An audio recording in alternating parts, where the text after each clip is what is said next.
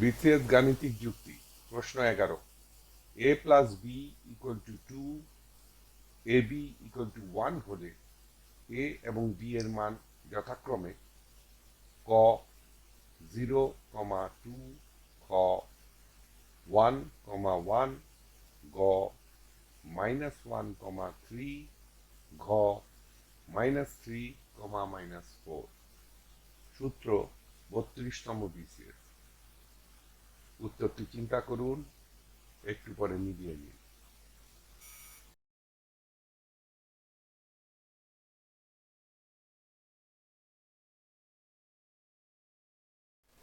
সমস্যাটি সমাধানের আগে আমরা অন্য একটা কিছু দেখবো এখানে, সেটার ব্যাখ্যাটা একটু দেওয়া উচিত।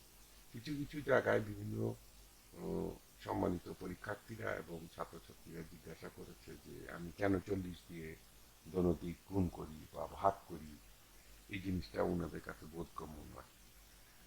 সেটা একটু ব্যাখ্যা প্রয়োজন, সেই ব্যাখ্যাটা এখানে দিচ্ছি। মনে করি 2x ইকুয়াল টু 60। স্বভাবতই যদি এক্স এর মান বের করতে চাই আমরা দেখতে পারি বা x equal to 60 divided by 2। আর এই 60 ডিভাইডেড বাই 2 করছি, এক্স এর সাথে যে দুইটা 2 ছিল সেটাকে এইদিকে নিয়ে আসতে হলে আমাকে ডিভাইডেড করতে হয় গাণিতিক নিয়ম অনুসারে, বা এক্স ইকুয়াল টু 30। সুতরাং খুব সহজভাবে এটা সবার কাছে পরিচিত এই গাণিতিক নিয়মটা বা কার্যক্রমটা।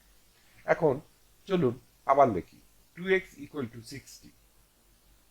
এখন উভয় দিক 2 দিয়ে ভাগ করি, তাহলে আমরা কি পাবো?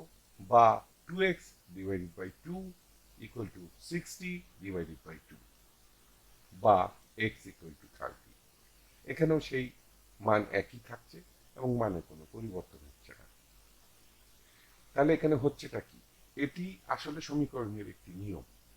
সেই নিয়মটি আমি এখানে লিখে দিচ্ছি। এটা মনে থাকলে যখনই আমি পরবর্তীতে বলবো 100 দিয়ে ভাগ করছি, 100 দিয়ে গুণ করছি, 100 দিয়ে ভাগ করছি, বা বর্গমূল করছি, বা উভয় দিক বর্গ করছি, তখন আপনাদের কাছে আর কোনো ধরনের কনফিউশন হবে না। সমীকরণের নিয়ম: সমীকরণের উভয় দিকে একই ধরনের গাণিতিক কার্যক্রম, যেমন যোগ, বিয়োগ, গুণ, ভাগ, বর্গ, বর্গমূল ইত্যাদি একই মানের করলে সমীকরণের মূল মানের কোনো পরিবর্তন হয় না।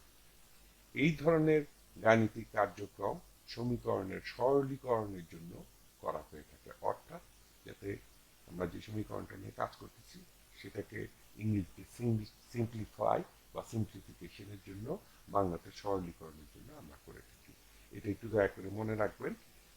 এরপরে আশা করি কেন 100 দিয়ে ভাগ করছি উভয় দিক, বা 50 দিয়ে গুণ করছি, বা উভয় দিক কেন বর্গমূল করছি, বা উভয় দিক বর্গ কেন করছি, এই নিয়ে প্রশ্ন বা কোনো সন্দেহ থাকার কোনো সুযোগ নেই। সঠিক উত্তর খ 1,1।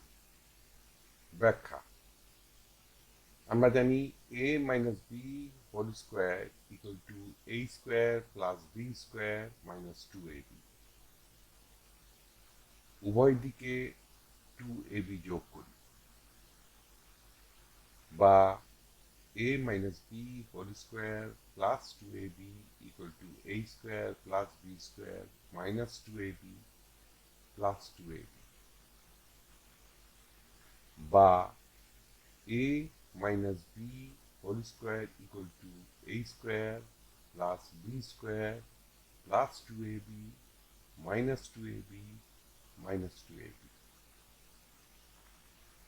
এখন আমরা লাল আয়তক্ষেত্র স্কোয়ার বক্স, লাল বক্স দিয়ে যে জায়গাটি মার্ক করেছি a square plus B square plus 2ab, আমরা এটাকে ইচ্ছা করলে লিখতে পারি a plus B whole square. সুতরাং দেখি, বা a minus B whole square equal to a plus B whole square, আর শেষে থাকা -2ab একসাথে করলে আমরা পাবো -4ab।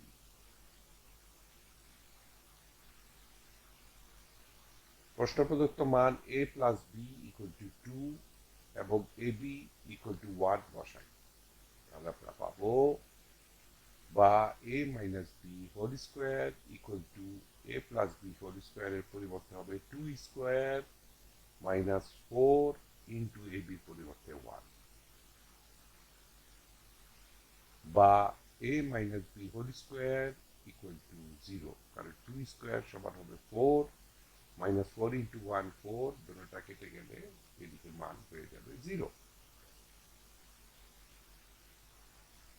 উভয় দিক বর্গমূল করি, তাহলে আমরা পাবো বা a minus b within bracket whole square root over equal to root over 0, বা a minus b equal to 0, সুতরাং a ইকুয়াল টু b। এখন আমরা প্রশ্ন প্রদত্ত মান a plus B equal to 2, এটা আমরা জানি। এখন এর বদলে আমরা b ব্যবহার করি, আমরা পাবো বা b plus B equal to 2 বা 2b ইকুয়াল টু 2, সুতরাং b ইকুয়াল টু 1, যেহেতু আগেই দেখেছি a ইকুয়াল টু b, সুতরাং a ইকুয়াল টু 1 হবে। উত্তর খ 1, 1। ধৈর্য ধরে দেখার জন্য আপনাকে ধন্যবাদ। টিউটোরিয়াল দেখার জন্য আপনাকে ধন্যবাদ। আপনার যদি কোনো প্রশ্ন থাকে তবে আমাদেরকে rhkstore.co.uk@gmail.com-এ ইমেইল করুন বা মন্তব্য বিভাগে লিখুন। আমাদেরকে অনুপ্রাণিত করার জন্য সাবস্ক্রাইব করুন, থামস আপ দিন বা লাইক দিন, আপনার বন্ধুদের সাথে শেয়ার করুন এবং নতুন টিউটোরিয়াল পেতে বেল আইকন টিপতে ভুলবেন না।